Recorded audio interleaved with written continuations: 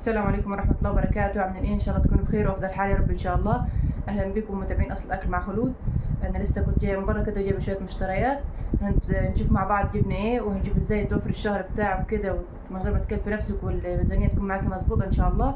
وراح هنشوف برضو ازاي ان انت تعملي اكلات في الاسبوع اكتر من يومين ولا ثلاثه يكون فيهم لحمه كده في الاسبوع، من غير ما تكلفي نفسك فوق الميزانيه بتاعتك وان شاء الله. تيجي نشوف كده جبت ايه مع بعض طلبات، هنتكلم عن حاجه منها الاساسي ومنها يعني على حسب برضو ميزانيتك بتكون ايه. بسم الله الرحمن الرحيم كده. اول حاجه جبت لبن، تمام. ده بشاميل.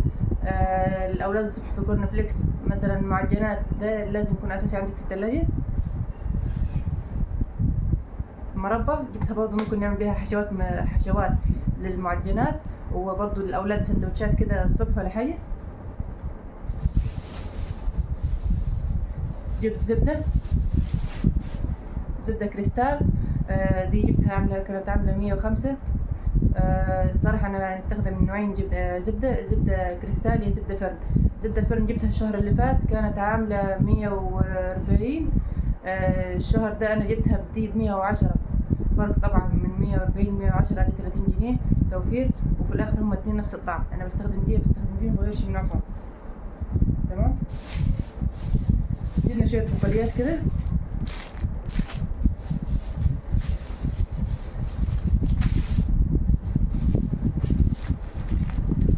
عندي 3: فول مكسور او فول مدشوش، عدس، فول مدمس. ده لازم يكون عندي في التلاجة فول مدمس على طول، لان اي وقت ممكن انا مزنوقه في اي اكله ومش عارفه نعمل اي حاجه يكون عندي فول في التلاجة. للفطار، للعشاء، برضه للغداء، الفول ده اساسي لازم يكون في التلاجة، مش هنخلي منها التلاجة نهائي الفول المدمس، تمام. ادي الفول المكسور برضه اللي هو الفول المدشوش، ده انا جبت كيلو. الكيلو ده هنعمل منه نص كيلو، هنعمل بصارة كده، هنعمله كل مرة هنقسم على نصين، هنحط نص في الفريزر ونص هنشتغل بيه، هنعمل بصارة كده وهنتغدى منه. وده النص التاني ده هنعمل منه طعمية ان شاء الله.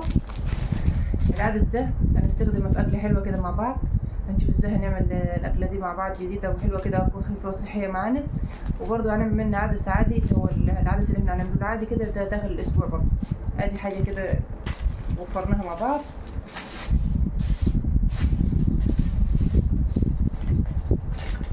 جبت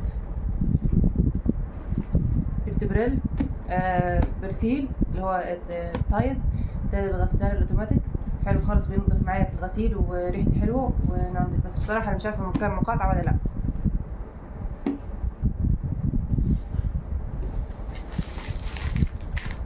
سلكة، ليفة بتاعت المطبخ دي لازم تكون عندي معايا في المطبخ اساسي، لان لو احتجت نغسل اي حاجة سريعة بتكون معايا.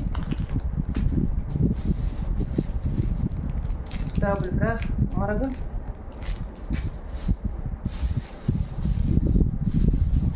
جبت صابون،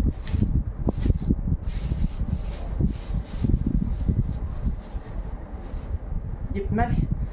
في ناس كتير بتقولي ليه تستخدم الملح ده؟ يا جماعة الملح ده انا مريحني في حاجة واحدة، ان هو كل ما نجيبها نفس النظام، يعني طريقة الملوحة بتاعته واحدة مش بتتغير. لما كنت نجيب ملح قبل كده كان بيكون الاكياس، يعني الاكياس بتاعت الملح كل مرة هنجيبها كان لها يعني ملوحة، مرة زايدة ملوحة، مرة كده مش تمام.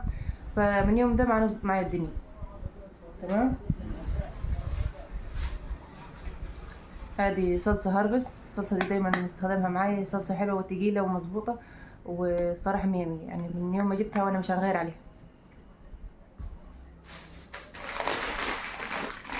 شعرية، لازم يكون عندي كيلو شعرية كده أول الشهر، لا دايما هنجيب الشعرية دي كده أول الشهر، هنجيبها كيلو هتاخد معايا الشهر، تمام. عملنا منها شعرية في الرز، عملنا منها شعرية بلبن، عملنا منها شعرية كده ممكن جنب أي حاجة كده موالح. شعرية وكذا نوع مكرونة. جبت مكرونة ايه، مكرونة سباكيتي احنا دايما بنستخدمها لان احنا مش بنجيب اندومي، دي بديل الاندومي مع الاولاد، هنعملها لهم بيحبوها خالص، هنعملها برضو مع بعض في كذا وصفة. وجبت رز الضحى 5 كيلو. 5 كيلو ده برضو هناخد في الشهر مرتاح، تمام. ادي كده المشتريات اللي نجيبها، بس برضو في مشتريات تانية لسه يعني هنجيبها، لان لما رحت السوبر ماركت كان السوبر ماركت كده مفيش الحاجات اللي عندها كانت لسه يعني ما خلصانه وبيحطوا حاجات جديده، فانا ما كنتش قادره نستنى ان لما لسه يرصوا من الحاجات اللي هناك. بس كده هنعمل ازاي مع بعض. هتجيب يا ست الكل مثلا انا في العادي بتاعي هنستخدم بنجيب فرختين في الشهر، فرختين في الشهر. اقول لي فرختين في الشهر اقول لك اه، هياخدوا معايا الشهر زي الفل ومرتاحين وتمام التمام. هنجيب فرختين كده، هنجيب هنخلص صدور. الصدر ده كده هيبقى معايا وجبه، كل صدر هيبقى معايا وجبه، هتبقى معاكي 4 صدور هنعملهم 4 وجبات. ادي كده ال4 اسابيع، غير اللحمه والفراخ اللي انت هتستخدميهم معاكي 4 ايام كل اسبوع وجبه فراخ. دي غير اللي احنا هنعمل العادي اللي هي الفراخ مثلا بالطبيخ. تمام. عندي كده برضه يوم في الاسبوع ده اساسي معي انا، يوم في الاسبوع يا عدس يا بصاره يا عدس بجبه، ده يوم اساسي معي في الاسبوع. يوم تاني اساسي في الاسبوع برضه يكون معي يوم فلاحي. يعني ادي بصي انا مقسمها بالظبط كده. يوم السبت عندي اكل فلاحي، يوم لحد ده يا عدس يا بصاره يا فول، يعني اي حاجه من الحاجات دي. يوم الاثنين ده بيكون طبيخ، بطبخ فراخ. يوم الثلاث ده بيكون بقية الطبيخ بناكلهم. يوم الاربع بعمل مكرونة، حتى لو ما عملتش اي فيها اي نوع فراخ ولا لحمة هنعمل مكرونة على كده وملوخية. تمام. يوم الخميس ده بيكون طبيخ، بيكون عندي لحمة، ده يوم الخميس.